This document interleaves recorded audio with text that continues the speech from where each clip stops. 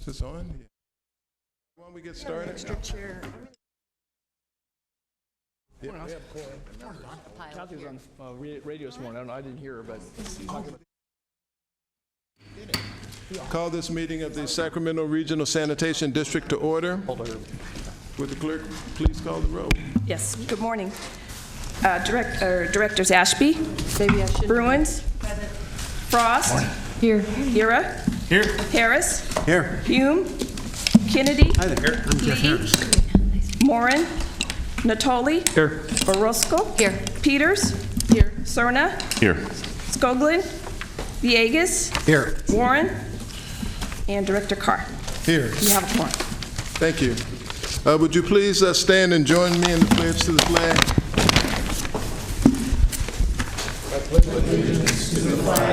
United States of America, and to the republic for which it stands, one nation, under God, indivisible, with liberty and justice for all.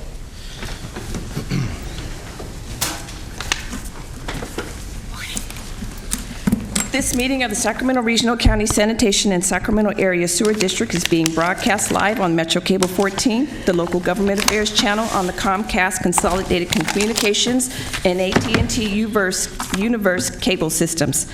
This meeting is closed captioned for our hearing impaired viewers and will webcast at www.sacmetrocable.tv. Today's meeting will replay on Sunday, February 12th at 6 p.m. In accordance with Government Code 54952.3, compensation for this meeting of these legislative bodies is required to be verbally disclosed. The amount of $100 will be paid for each member participating today as a member of the Sacramento Regional County Sanitation District, and the amount of $100 will be paid for each board member participating today as a member of Sacramento Area Sewer District. Compensation for Sacramento County supervisors and the City of Sacramento council members is paid to the county and city respectively to partially offset the cost of those governments.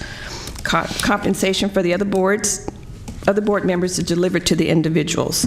Members of the audience wishing to address the board should fill out a speaker identification form located at the podium and hand it to the clerk. Please speak into the microphone when addressing the board and state your name for the record. And at this time, please silence the cell phones and all electronic devices. Thank you. Before we get to the consent calendar, I'd like to welcome back our district engineer. And I think I can speak for the entire board when I say we offer our deepest condolences on the loss of your mother, and but we welcome you back. Thank you, Chair and members of the board. I appreciated you allowing me to take the time off to be with my mother, which passed on January 9th after a short battle with leukemia. Let's call the first item. Acting as your Sacramento Regional County Sanitation District, you have your district consent matters. Your items 1 through 4 are in order. Any questions or comments on the consent? Yes. yes, I'm sorry. Just on item number 3, if you could call that item real quickly, please. Item number 3 is your Sacramento Valley Conservancy to amend conservation easement on the regional sand buffer lands for the mitigation of eco-water impacts to Swainson's Hank foraging habitat. Yep, my question is, and I know it's touched on in the staff report, but I just want to get some reassurance. We put a lot of effort into planning for the Nicholas Ranch property and the work that will go on there in the future, and how that can certainly be a real connection with the broader community for not only the work that goes on in regional sand, but I think in environmental, agricultural, and so forth. I want to be clear that this in no way will, because it's very close. It includes the pasture that's now adjacent to the barns and so forth there, and I guess I assume it's consistent, but I want to be sure that for the things that we're talking about at Nicholas Ranch, including the restoration of the farmhouse and the dairy building and so forth, that we're not going to somehow regret that we put this easement so close to that area. The Buffalo staff has looked at it, and also the plans that we have for the next Nicholas Ranch, and determined that should not impede. Because you're encircling it now on 3 sides, and so I mean, if there's in the future, if there's any desire, you get some programming going with 4-H or FFA or other environmental groups, you basically have limited the ability to even put in a shade structure. I mean, those have, the requirements, and I guess I was curious as to why it had to, it comes right in front of it as well, right in front of the ranch house. Why that area when you got a whole lot of area out there? That's where it's contiguous to the existing easement, if you looked at the yellow I am. shaded. And I don't see Brian Young here, but I certainly, if this is something that we could... Could you put it over for 2 weeks, and we could just at least, again, because the blue line comes right to the edge of the barn.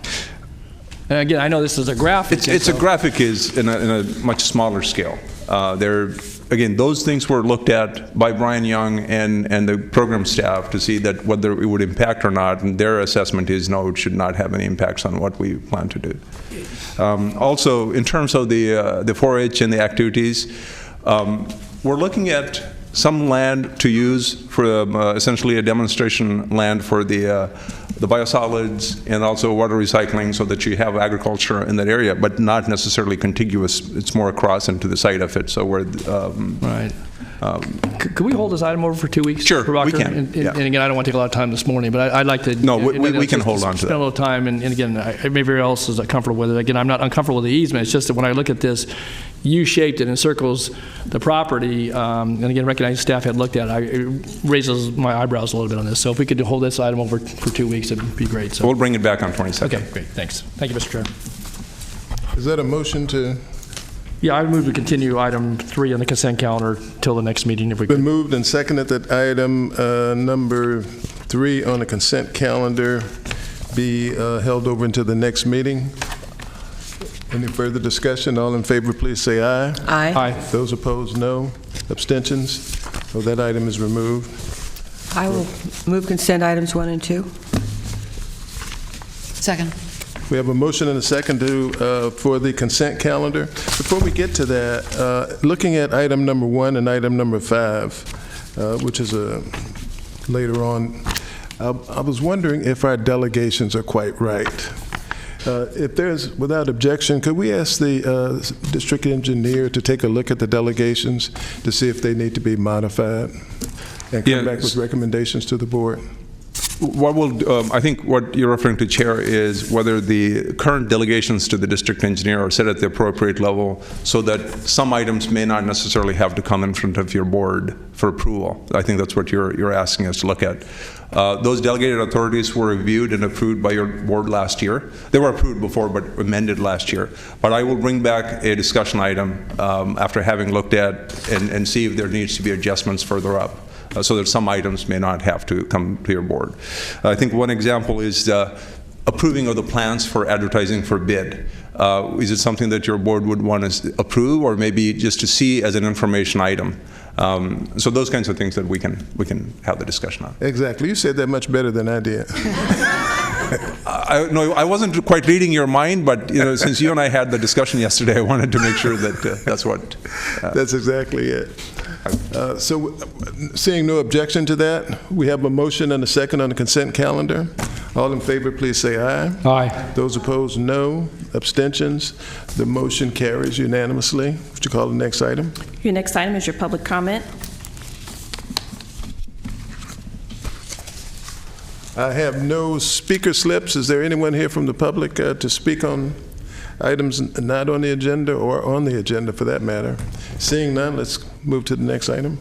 Your item number 5, still acting as your Sacramento Regional County Sanitation District, is the contribution of funds to Yolo County for abandoned boat abatement on the Sacramento River.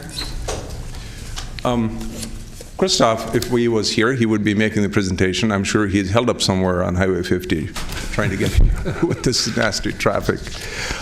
This started out with a discussion from Yolo County, talking with the Director Villegas and also some discussion with Director Peters. What we're trying to do is, Regional Sands' goal is to preserve and protect the water quality of the river, because we dependent on the river to be in a better position for us to continue to discharge our water into the river. And as a matter of fact, the $2 billion upgrade is just for that, to improve the quality of the water in the river. Whether we agree or disagree whether the right treatment is there or not, that's kind of secondary issue. So when we had the issue of the abandoned boats in the river, The state did have some funding to support the programs, and Yolo County had a program where it sort of exhausted its funding for the program. So the question to us is it something that Regional Sand can, on a small scale, support? How does it fit with our goals? I think you will see in the strategic plan, protecting and preserving the water quality of the river on a holistic basis is fully within the goals of our plan that your board has seen last year. And the question is this only through the Yolo County, or could it be done on this side? And we're working with the Sacramento side of the folks. I think there's some ideas that I'm exploring. For example, working with the water agencies on this side of the river, where they use water for the drinking water purpose, so which they would directly benefit from keeping the water clean. For example, Sacramento County Water Agency and the City of Sacramento have intakes in the Sacramento River. So is there a possibility where the Regional Sand can partner with those two agencies to support some kind of program where the boats are on this side of the river? So we would come back with a proposal based on the discussions that I'm having with those folks. But initially, this is more of a pilot to help support the boat removal program and ultimately to improve the river water quality and also realize the goals of the Regional Sand. Now, the funding for this program comes from the non-rate, non-fee revenue funding. As your board know, that the first dibs on the program money goes to the Sewer Lifeline Rebate Program, and roughly about $1.5 million or so of that money, close to $2 million a year, go to that. Today, we're getting roughly $3 to $3.5 million.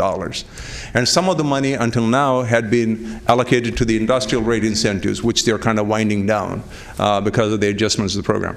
And we plan to bring a discussion later and have a kind of a small subcommittee to give us guidance in terms of where that money should be spent in furthering the Regional Sands goals. But in the interim, our recommendation is to approve, have your board approve a $25,000 funding to Yolo County to continue with the boat cleanup program and help realize some of the goals that set out in the strategic plan.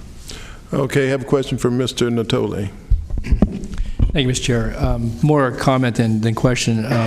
I think that this is a good approach. I think the partnership that we have helping certainly keep our rivers and waterways clean, but I think the work that we've done collaboratively over the years, this just highlights it and I think enhances it. And to your staff report on Goal 6, where we take actions to protect the Sacramento River and Delta watershed through holistic and sustainable approaches, and obviously the Goal 7 speaks for itself. I just believe that there's any number of projects, and again, as far as cleaning up the boats, makes sense to me. And if it, again, this is a pretty modest request.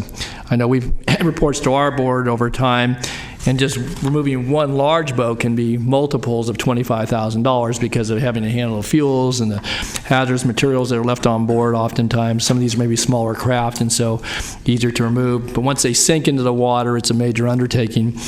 But I think there are other things too to clean our waterways, and there's probably other ideas here at the dais about that.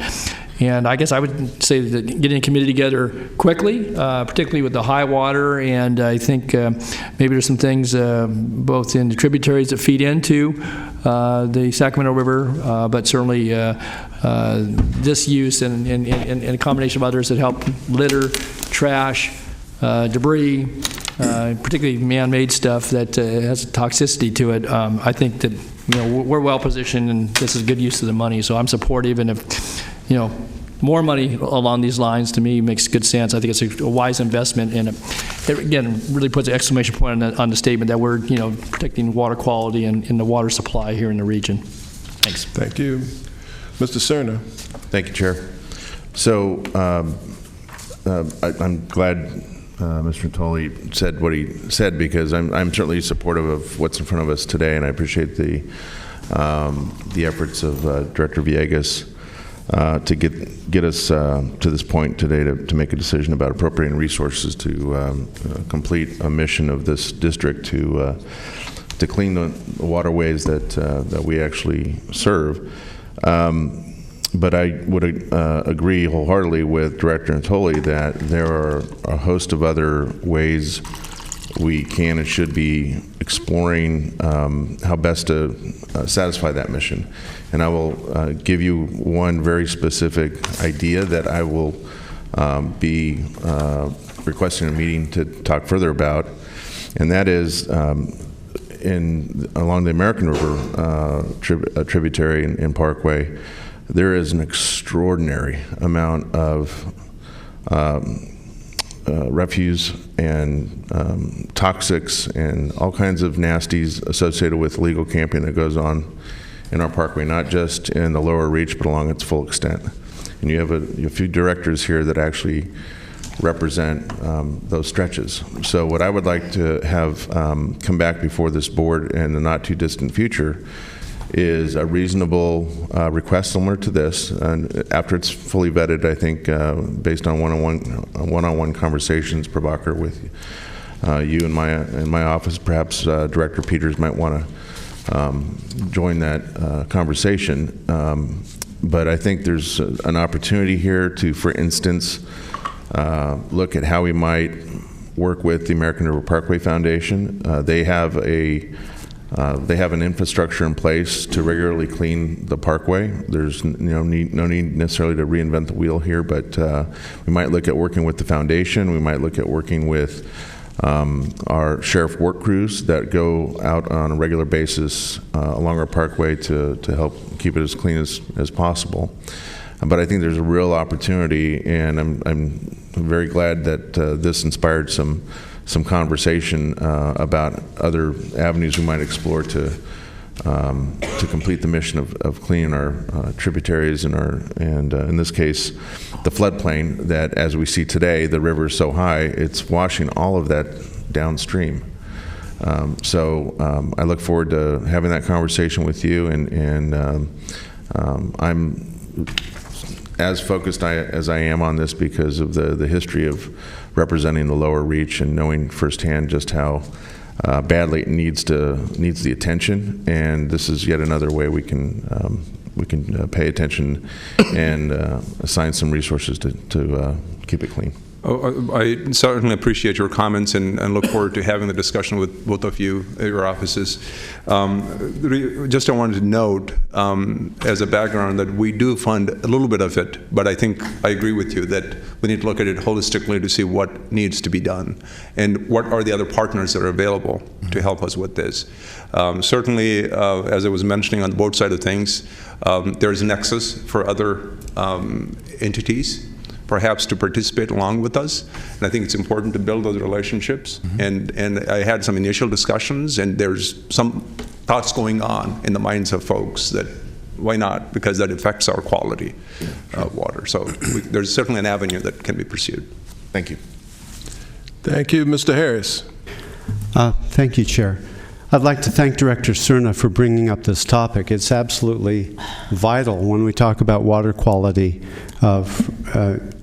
along all of our streams and tributaries, our rivers. Speaking about partners, RD1000 has already approached me about wanting to contribute to this very difficult issue. Also, the American River Flood Control. So those are two valuable partners we can talk with right away. I would love to be part of that conversation, Director Cerna.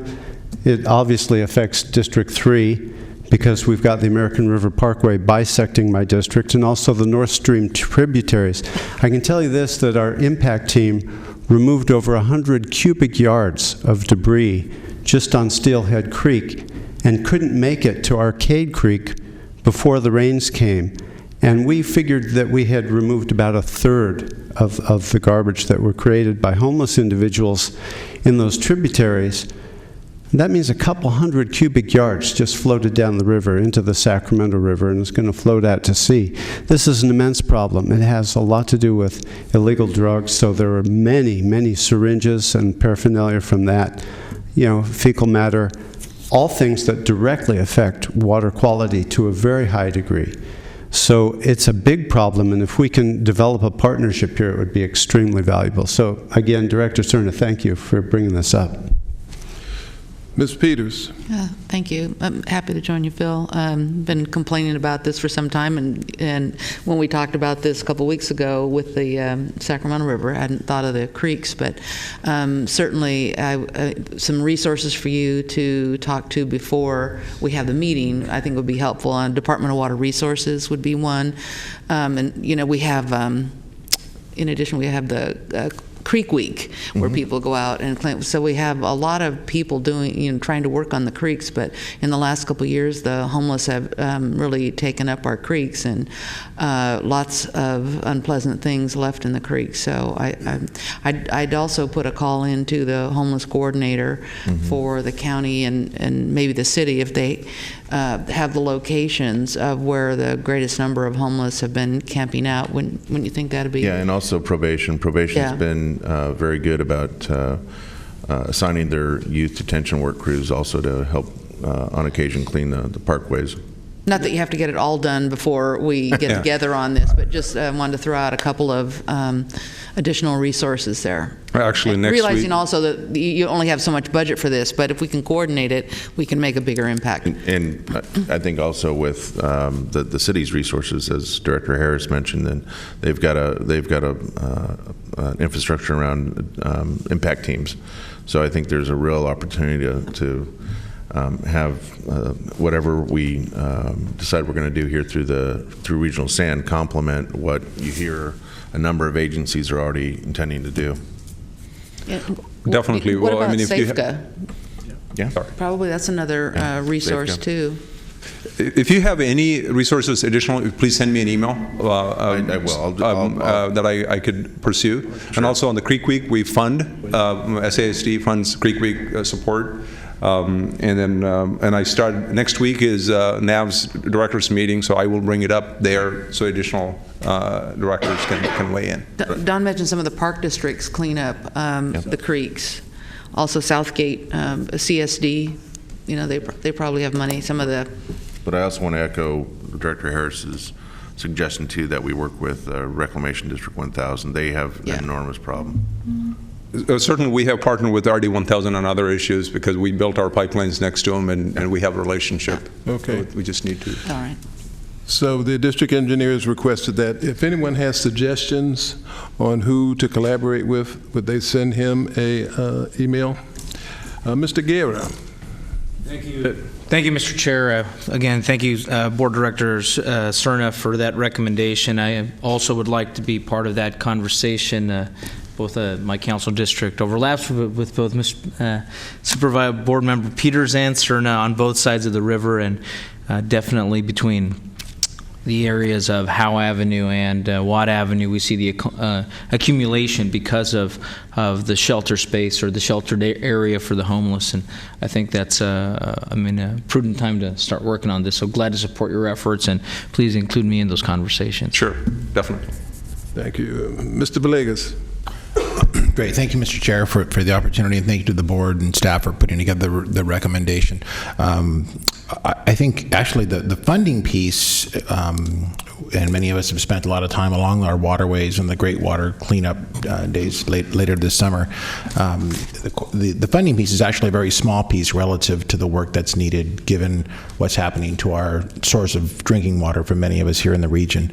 There are a lot of things happening along our waterways, as referenced earlier, and much of it can be addressed in part by coordinating across the river, the cities and the counties, because of so many activities happening along our waterways, folks that are camping, folks that are mooring boats that are non-operable, and they're dumping things into the water that go directly into our drinking water. And in the absence of some coordinated regulatory enforcement, folks just move from one side of the river to the other, and they're very crafty at how they do it and when they do it. And it's happening more and more, as you know, because of the cost of housing. And so when you actually go on the waterways along the rivers, you're finding a lot of folks very creatively finding a way to sort of dwell on our waterways and dumping stuff in there that none of us really want to go. So, but the removal of those boats is just one component. So there's a coordinated effort, and I really do think the regional SAN is perfectly positioned to sort of seed this effort, and I think this is kind of the first step in coordinating that effort, because I think as a regional body, we have the ability to sort of, as I said, kind of seed the effort. So I think this is a great start. I appreciate Director Natoli's effort to maybe consider increasing if need be, given after the runoff, if we determine that there are actually more boats in the water than we thought there were, we may need a coordinated effort. But I know YOLO is interested in coordinating that effort because we have an ongoing effort given the amount of waterways along the county border. So the thing is, it's definitely a good start. So thank you. Okay. I'm hearing a clear consensus from this board that we should look upstream. Did we have a motion on this yet? No. You move? Second. We have a motion and a second. All in favor say aye. Aye. Those opposed, no. Abstentions? The motion carries unanimously. Mr. Chair, I would anticipate too that the work goes on and run out of money, that certainly for this request and other things we talked about, that Mr. Villegas could bring back to us with an additional supplemental request to supplement their efforts. So, thanks. Without objection. Let's call the next item. Acting as your Sacramento Regional County Sanitation District and your Sacramento Area Sewer District, you have your district separate matters, 2017 legislative and regulatory policies for the Sacramento Regional County Sanitation District and the Sacramento Area Sewer District.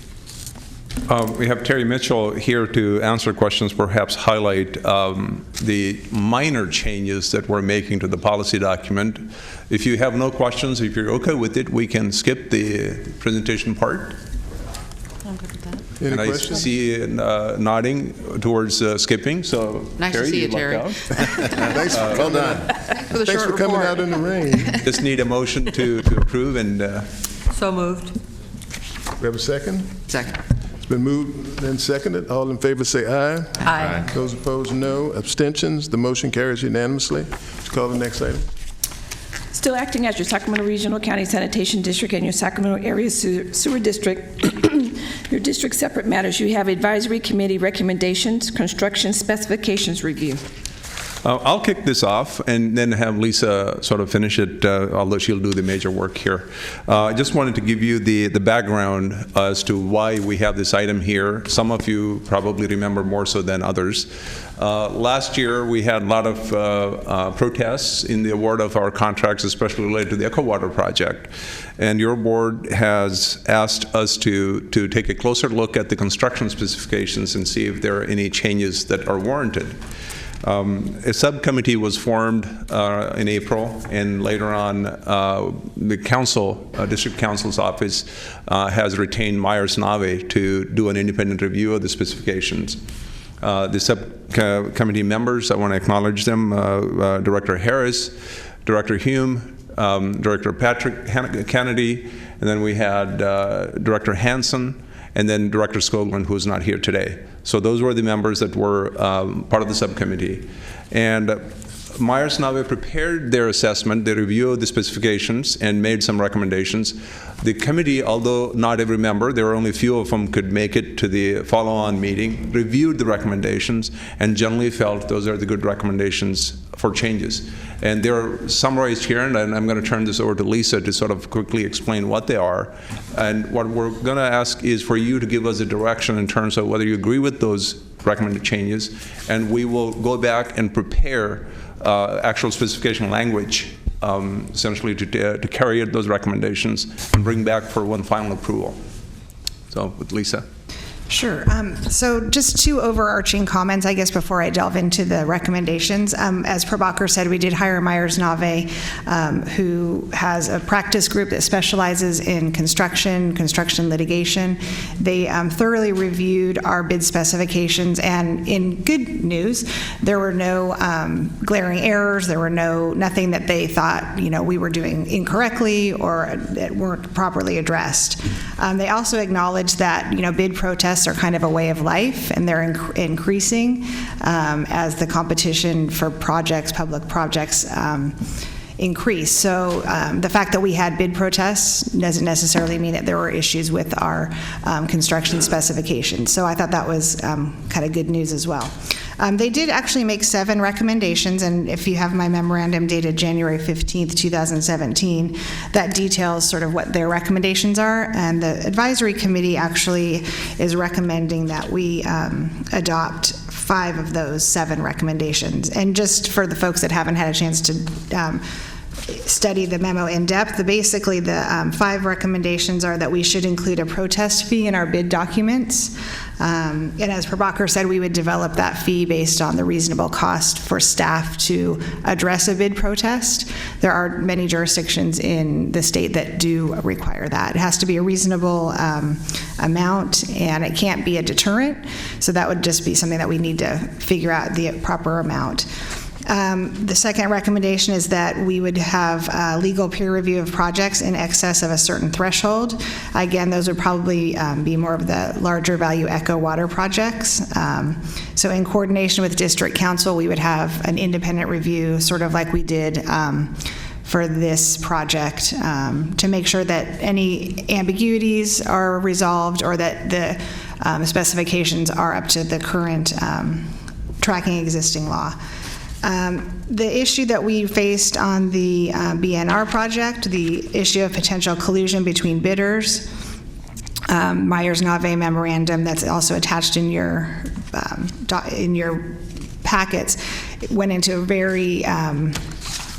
very detailed explanation of that construction industry and how it's changing, how it's consolidating, especially on projects that require a large bidding and bonding capacity, like the $100 to $500 million projects.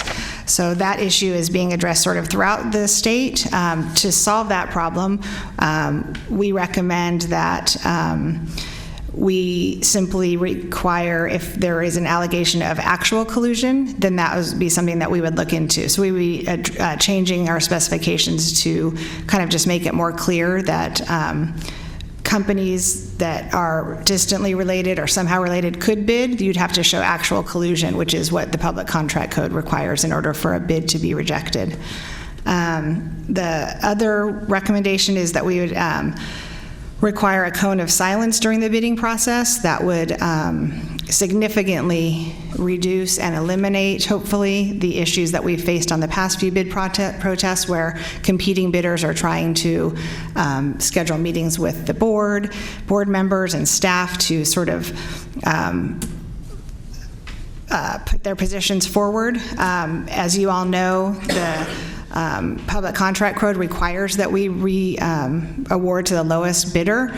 There shouldn't be any communication regarding positions, and that could all be addressed just at the board hearing. So that's something that we strongly recommend. And a lot of other jurisdictions have that cone of silence as well, including, I think, to some extent, the city of Sacramento. And then the last recommendation is that we just make sure that our bid protest procedures are more clarified. Rather than adding additional layers like hearings and hearing officers and other boards making the decision, we just want to make sure that the specific procedures that we have in place right now are just more clear, so that there's no confusion as to who makes the decisions and the recommendations regarding bid protests. So those are the 5 recommendations that we would be bringing back if this board approves them. Again, we would have to have a little more detail, but those are the overall kind of ideas that we have. All right, thank you. Have a question for Mr. Harris or a comment? Thank you, Chair. First, I'd like to thank the board for allowing me to participate in these discussions. I think that they were very productive. As this board knows, we have spent a fair amount of time on bid protests, and they have gotten a little bit messy. And in fact, we sort of were a de facto adjudication board on a couple of these processes, and I felt, certainly as a contractor, that this whole process could be dealt with in a much more efficient way. I really support all of these recommendations. I think it was pretty much unanimous on the committee, and our council, I think, is on board with these too. So I'd like to move the item. I think that this will be very fruitful for Regional San overall. And more importantly, I think we strike a nice balance to gain enough competition with bidders and not get stuck in the whole collusion discussion again, because that was very difficult to move through. I definitely support the cone of silence idea. Getting lobbied by various contractors on these very high dollar projects I don't think is a productive way to move forward. So I would like to move the item. All right, thank you. We have a motion on the floor. Did I hear a second? Second. And a second. Ms. Bruins. Yes.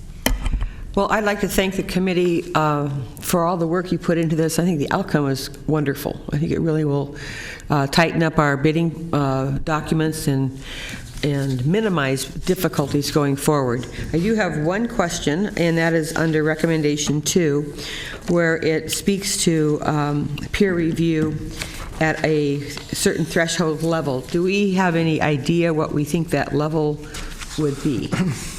This is more on the tens of millions of dollars, more geared towards the EcoWater project type things. Okay. I would probably put it maybe $25 million threshold kind of thing. Okay, so that's initially, again, it's just something that's coming to my mind. Okay. So that's yet to be determined and will be included in the document that we eventually vote on. Well, just to kind of give you a little bit more comfort there, it's not as if that we're not looking at the specs. We're constantly looking at the front-end specs and if there are changes that need to be made. This is an extra review. We have County Construction Management Inspection Division who does some of the construction inspection work for us, for the districts. They're looking at them too. So they're learning from what they're seeing in the other projects and bringing recommendations to the board. So those changes are continuing to be happening. This is an extra layer of review on a larger project, larger dollar project. So the one that's coming up next year is probably the first one that could fall into that realm, which is the filtration project, probably close to a $500 million project again. Okay, thank you. Mr. Natoli. Yeah, I would first would thank the committee for its work. I do have a question, though, and this kind of harkens back to in the hours we devoted to the bid protests and the hearings in these chambers. And I guess I want to ask if Lisa or Prabhakar, or maybe even some committee members, I understand the cone of silence, and I guess it could be portrayed as lobbying, but I will just say that the information that was forthcoming, granted it may have been on behalf of one of the either protesters or bidders, there were some serious allegations that related to, and you could say collusion or market manipulation and interest in holdings. And recalling this conversation that we had, district staff had gotten some information, but it wasn't nearly as thorough as we had once we got to this dais, and all the information that was presented, obviously by competing legal firms and so forth. And I guess I would just say that I understand why you would want to prevent any contact with board members, yet we still have I think, not just a fiduciary responsibility for the public trust, but also from the standpoint of folks that bring information forward. And yes, that can be channeled through district engineer, district council, and so forth, but those are channels that don't come directly to the board, the folks that are seated here that ultimately have to make the recommendation. I guess I would just say when you get allegations of those sort, not that they were discounted by staff, but there were serious ones, and we spent a lot of time because it wasn't really clear. And yet, people here at the dais that have, devices that can get current information. We're looking at stuff that even district staff didn't have at the moment, looking at holdings and pronouncements about we got the bid award and so forth in advance of us even having made that decision. And so I'm a bit concerned that you cut off any communication in a way that may not allow folks to voice those, and then you show up on the day of the hearing, and then boom. Yeah, and so, again, maybe there's a little more of a balance there. Yeah, I think, not going back to the BNR project and what allegations were made and whether they were serious or not, but I think that the point here is not that the information would not be shared, it's just that there's a conduit for sharing it, so that each individual board member who decided to meet with one side or the other, or both, or neither, wouldn't be put in the position that they are being asked to do that. All the information that was received, as an example, from the BNR hearing would be received still. It may be received through the district engineer.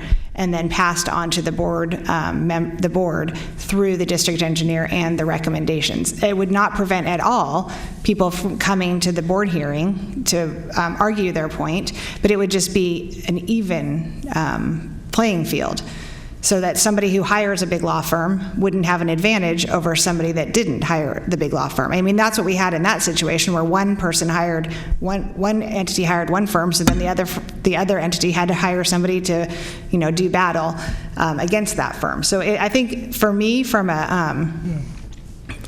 a perspective of fairness, and the point of the public contract code is that, as it states in Public Contract Code number 100, the intent of the legislature in enacting the Public Contract Code is to achieve the objectives of eliminating favoritism, fraud, and corruption. So yeah, I get all that. And I think that's the purpose of this board, Lisa, was if there were allegations, again, I'm not going to go to the degree that they said it was corrupt, but that's what was being ferreted out. And we did it in a very public setting, but again, there are time limitations, even though we spent 4 hours that one day talking about it. And so I think, and stuff was piled up here, even we came in here, stuff that was received that morning. So again, I'm not uncomfortable with having, certainly a level playing field, but I want to be clear about the responsibility, because it's one thing for you as council, you as district engineer, to give us your best recommendation and take on it, and we depend upon that. Ultimately, though, with all that input, each of us has to arrive at a decision and be comfortable with the vote. And in that case, there was there was some dissension on this issue, not because of bad staff work or, but again, because there was a pretty fine line there on that particular matter, and that may be the only one example that we'll never visit again. So I raised that issue because going to a cone of silence basically puts earmuffs on and silences. Well, it does. I mean, you're saying you're basically telling, you're going to instruct us. And if we're serious about that, we're going to adhere to that. And you're not going to meet with anybody. You're not going to take phone calls. You're going to say it goes through the person in that position and that position, and that's how we get our information. And well, I mean, you could also put in safeguards if you're concerned that staff or council wouldn't be providing all of the information. I'm not saying that you're saying that. I know, but so all the information could still reach you. It's just the way that it reaches you would be different. And again, everybody's different, and maybe people like to have that dialogue, so that's why it's up to each individual board member. But it's not going to be anymore, because basically you're going to say to bidders, I mean, we will judge for ourselves. Obviously, we make decisions about, but if there's integrity in the process amongst everybody that sits here, then you tell bidders, one, you don't contact, but that contact's made, then we have an obligation to declare. And then what I take is that they either can't vote or it disqualifies them. And so it's serious, and it's intended to be that way. But I wanted to have that conversation before we vote on this morning, because if we go down this path and we're all comfortable with it, but that basically it puts that wall between us and them, using you as the appropriate channel and filter. Okay, if that's what we do, that's what we do. But then that restricts each of us and whoever sits in these seats from then having conversations with folks about anything doing with those bids. Until the day of the board hearing. Huh? Until the day of the board hearing. Yeah, until the day of the board hearing. Right, yeah. and then if those conversations lead to more questions, then you would have to continue it. Or we'd have to declare, and then if we declare, then they're going to say, well, you talked to that board member, you clearly said in the bid spot, you're disqualified. You mean outside of the process or at the hearing? Yeah, outside of the hearing. Correct. Yeah. Yeah. So that's a big step. Just one more thing to emphasize, and of course the board can do approach this issue as you want, but all the information, just using that BNR as example, all the information that was presented to the board through all the various ways, because I think all the bidders provided everything to each board member. As far as I know, there wasn't one. No, it wasn't. Right. So all the information under this cone of silence would still have reached the board, the same amount of information. It just might have, the only thing that it would have prevented was the individual meetings with each board member, and then having to decide whether or not that happens. But let me just point out the practical part of this, and Susan just mentioned exactly what was on my mind, is that, having that stack of information, some of it came in and it was being, again, channeled and, given multiple copies of that. But to come here in the protest setting and have a pile or have it on multiple pages on your screen, and then try to decipher that, listen to what's being said, listen to colleagues, listen to you and to anybody else, presents a pretty big challenge. Not that we couldn't continue things, but there's the time sensitivity and bid periods and so forth. And so I'm just indicating, not that that would be corrected by allowing some contact, but it certainly allows you then, if you hear from somebody, then you can call Prabhakar or call you and say, well, this is being raised, what do you think about that? But doing that in this setting, I could see prolonged hearings that could go 6, 8, 10 hours. I mean, very honestly, because in fairness to decisions, when you're making hundreds of millions of dollars in decisions and all that's on the line, and you've got high-powered attorneys that channel it through you, but then they're going to be here. I don't know. Again, I just see some practical potential for problems here, but again, I'm not saying I wouldn't support this, but then you're saying everybody over here, you're not speaking, and that's the word. Don't meet, don't speak, and then you need to instruct this board, make sure that an orientation for folks to come on here, because it may jeopardize the ability to vote on it, but it also jeopardizes their ability, because that gets revealed, they're out of the running. That's what I read here. So. Mr. Natoli, do you wish to make a substitute motion? Well, I wanted to talk about it. I mean, the motion's on the floor. I hadn't really come. I thought we were going to give direction here, and again, I'm appreciative of the committee work, but this is outside of having read this last night. I mean, in my first kind of visitation, in the sense we had those protest hearings, and I wanted to raise those issues because that's what occurred to me as I read it. So I'm sharing that, so maybe it brings some other thought here this morning. Again, if there's clear direction around this and everybody wants to go in this direction, I can accept it. But I think that we just need to talk about what the consequences, implications may be. So, thanks. Another option is if we want to hold off on this recommendation, we can, because I don't know when the next project is going to be awarded. But this is something that you could bring back, and we could provide other examples of jurisdictions that have similar cones of silence, because I know there are several around the state, and like I said, including to some extent the city of Sacramento. So we could definitely bring back that if the majority of the board is inclined to do that. I'd like to add maybe just one more minute of discussion to this, if I may. I think the timing of when you receive the information is also a problem. You're correctly pointing out in the BNR situation, we were getting until that morning. One of the things we could look at is to say there's a cutoff that's well in advance of the board meeting. So all of the information is presented to you and you have enough time to read the material that's been submitted to you, including the staff's recommendation and so forth. Then if you have sufficient time, then you have read and then be prepared to ask questions of both sides. Presumably both attorneys will come in and you can ask those questions and you make those decisions then. And if you feel like that needs to be continued on, you can make that. I think what Lisa was trying to say is, when people are meeting with you individually, they may not say the same thing to each one of you in private. So when you are forcing them to say that in front, everybody's hearing the same thing. I mean, that's essentially the underlying thing that we're trying to accomplish. Timing of when you get the material, we can solve that problem. Separate from the cone of silence, by asking all the protest information to be filed by a certain deadline well in advance of the board meeting, and so nothing would be submitted at that point, and then everything would be given to you. Ms. Peters. Yes, thank you. I feel like Don that this is a very impractical portion of it. I appreciate the committee took the time to go through all the suggestions from Myers-Nave, but the idea that contractors cannot speak to board members, it's forcing their conversation to go through a staff member. They're going to be nervous about complaining that they might get blocked out of potential other contracts. I think there needs to be a separate outlet there. There might be some cultural differences here. I would be interested in knowing if there are other jurisdictions that have this and how they use it and what the rules are. There might be, I mean, I'm not an expert in this in any way. I know even at the county, when I have people come into my office to talk about something, if I haven't already learned about it, I'm sitting there like a, Humpty Dumpty on the fence, pretending to be knowledgeable when I've never heard the issue before, and staff has already talked about it, and I don't like that, and that's what I would have felt about that. And then I agree, we have, in all the boards that I'm on for the county, people are allowed to bring things to the dais, information, and while you're trying to listen to them and listen to staff and read the material, it all misses out on the information.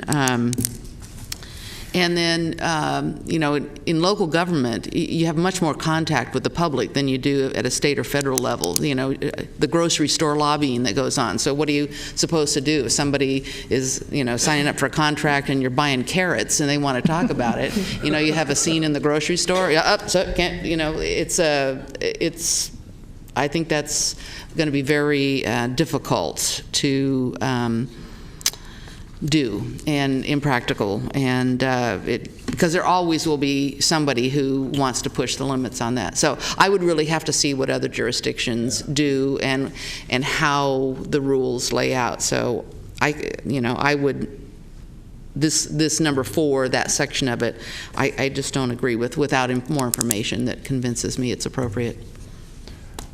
Again, the action that you will be taking today will still have to bring everything back to you for you to approve. This is not a final action Well, today. we're giving information. So we will bring back the additional discussion on that. I would expect that. Yeah. Mr. Hume.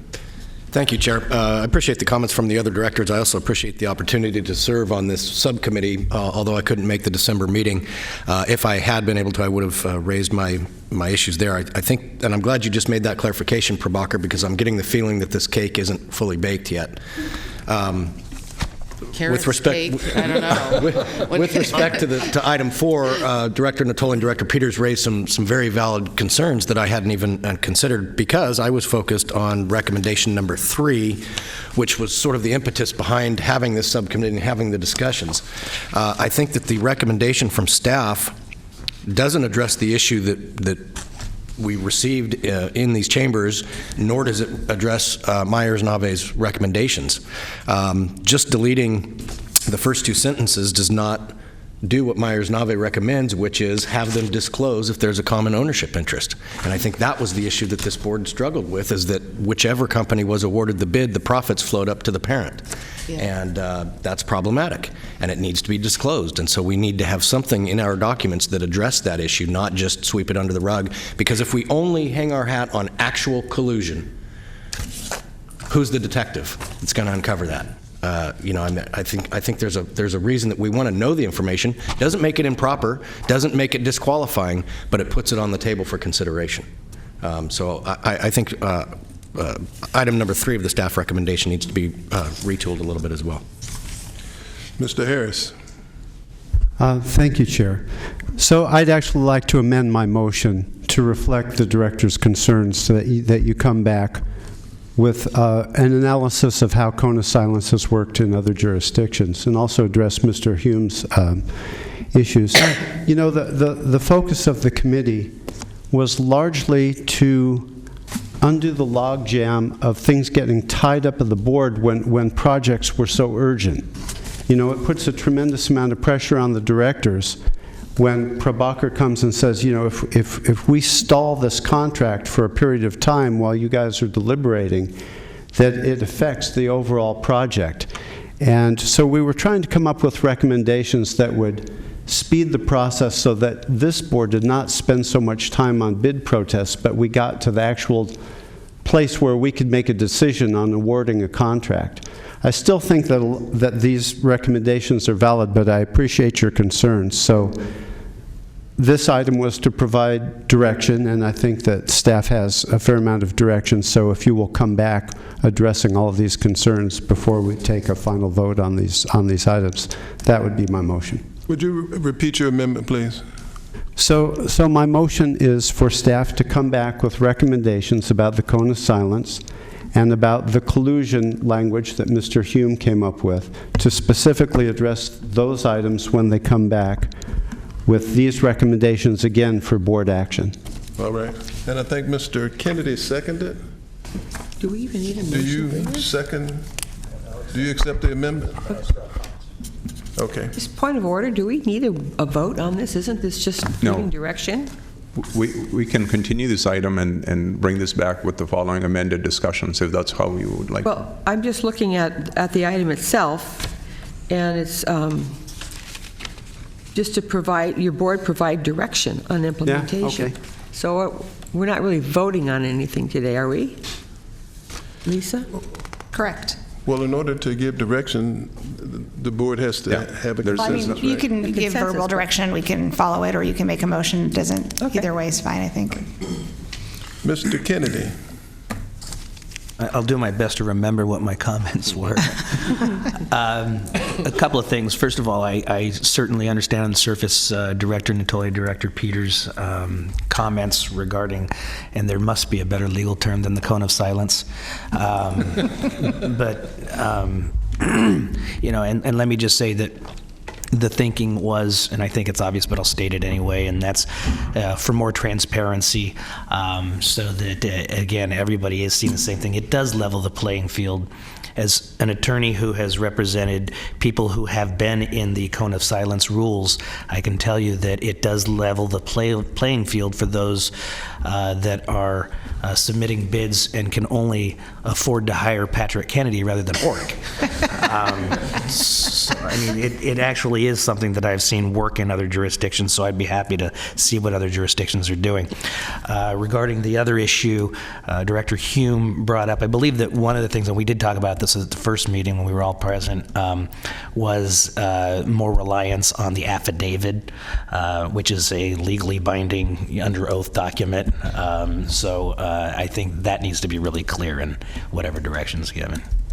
Right, so to address that issue, the recommendation that staff has made would make the reliance solely on the affidavit of non-collusion.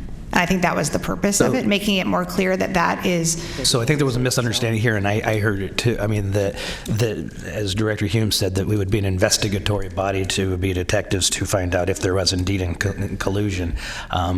The affidavit actually comes with it very severe penalties. And I think that's what we had talked about. It's my recollection as the committee was that was adequate to get us over this hump. I also don't want to make too much of this. I mean, there's not going to be another BNR. Well, there's going to be a TTF. It's a different acronym. And but it's a BNR, like, you know, not much light. But this or isn't actually more, I don't know. This isn't something that even the bizarre happenings that happen at this board, you know, we see on a regular basis. True. So. True. Those but would be my as comments. Myers-Nave points out, the construction industry is consolidating, and so it could be, you know, it has been raised on large projects throughout California, more recently. So it's an issue that we should be prepared to address. For Oh, our I agree. next We all agree that we should be prepared to Right, address that. We're just right. talking about It's just how do we address it? Right. Is the question. So, and just another follow-up on yours, you don't want to be an investigatory body for non-collusion, but if we have the recommendation that Myers-Nave made in their memo, will become, again, an investigatory body regarding business entities. So it's kind of a trade-off, I guess. Mr. Lee? Thank you, Mr. Chair. I want to thank the committee for working so hard on this. This is a follow-up question, perhaps, to our Madam Attorney. Is there any free speech issue in regards to recommendation number 4? No, because we're not allowing them not to speak. We're just saying that there was a reasonable time, place, and manner restriction, which is that they have to present it via a process, and that they would have the opportunity to speak to the full board versus individual board members. Okay, thank you. Mr. Hume? Yeah, thank you, Chair. I don't want to belabor the point, but again, my issue is not solely with actual collusion, it's with the ownership structure. And so I appreciate the point about the affidavit, and maybe the affidavit needs to be amended to say we have no common ownership with any other entity or something to that effect, to where they're, and if they do, they state it. That's all I want, is I want it on the table to be considered if there is a commonality in ownership. Okay. Well, first, I'd like to thank the committee that worked on this. This is a sticky issue. Mr. Harris, Mr. Kennedy, Dan Skoklin, Patrick Hume, and Steve Hansen, who labored to try to get the wording right. And we have a motion now and a second that we give staff direction to develop the issues that have been identified, both in what they're submitting as well as Mr. Harris's considerations of Mr. Natoli's arguments as well as Mr. Hume's arguments. So I think we have the direction. Any other questions, issues? All in favor say aye. Aye. Those opposed, no. Abstentions? The motion carries. Let's call the next item. Your next item is your miscellaneous director and district engineer matters. Any discussion? I have none.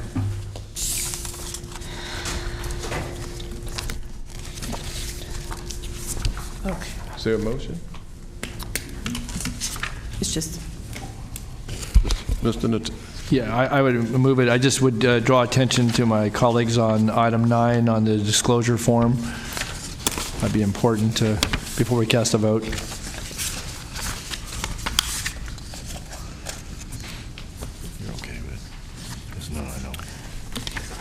so your next item will be acting as the Sacramento Area Sewer District. Your district consent matters 9 and 10.